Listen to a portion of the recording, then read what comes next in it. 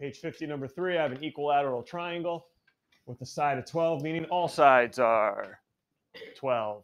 Point G is the centroid. All right. Point G is the centroid, meaning what's this line segment then if G is a centroid? That's called a median, yes. So must be 6 and 6 down here as well, right? 6 and 6, everyone agree? And then I have 12 and 12 over here. Find the length of AG. So I'm trying to find the length of AG. Well, what do I know here? This is what of this side here? It's 2 times, correct? So this is my x and that's my 2x. Everyone agree? All right. So if I could find the length of the median, here's what I can do. 2x plus x equals the length of the median. All right. How do I find the length of the median? Well, quickly here, these two are congruent. That's a shared side. These two are congruent. What am I trying to tell you about both triangles here? They're congruent by side, side, side. Which means, what should you know about those two angles then? Congruent by CP, CTC.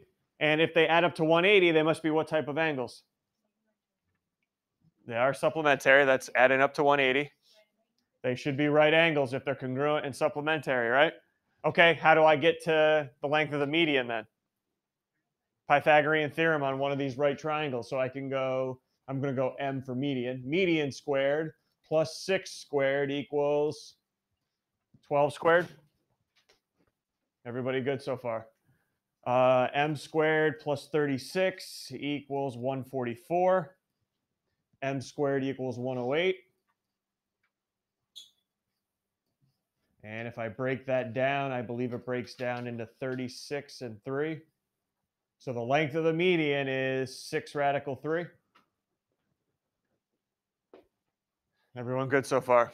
All right, so here we go. 2x plus x equals 6 radical 3. What do you want me to do on both sides here to get the x by itself? Divide by 3, so x equals what if I divide both sides by 3? Don't touch the radical, 2 radical 3. But that's x. That's this portion right here. What do I need to find? AG, so what do I need to do to 2 radical 3? Multiply it by 2. Is everyone, yes, no? You gotta let me know here, guys. I'm just going to keep the train rolling if nobody has questions. And that worries me just a little bit, considering we don't have a curve on this test and it covers 6 units of an honors midterm. But hey, yes, Michelle. Okay, so now it's going to end up being 4 radical 2. Right? 3. Other questions? Let's go, Haley. How would you know to multiply by 2? Because they didn't. How do I know to multiply by 2? And not just keep it. Well, because this is always the part from the vertice to the centroid is always double the other part. And if you go 2, this is 2x, and that's x. I just solved for x, so that would be that part. If I wanted to find the AG, I would have to multiply by 2.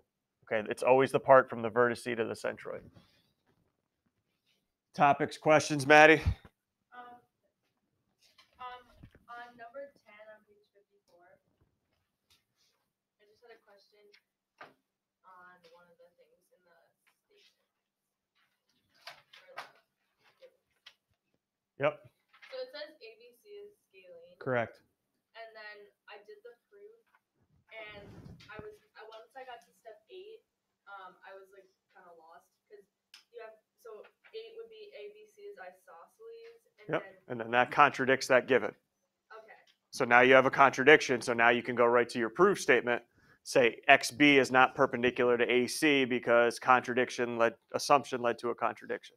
But what does scaling have to do with that? Well, what's a scaling triangle? No sides equal, right? Yeah. And you just proved 2 sides equal. So you contradicted the fact that it was scalene.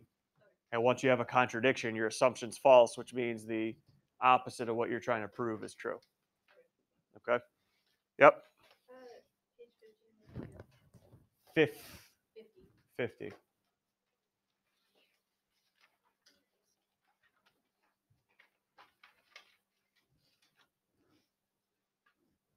Okay, I won't take too much time on this. This is just like the equilateral one, but it's isosceles.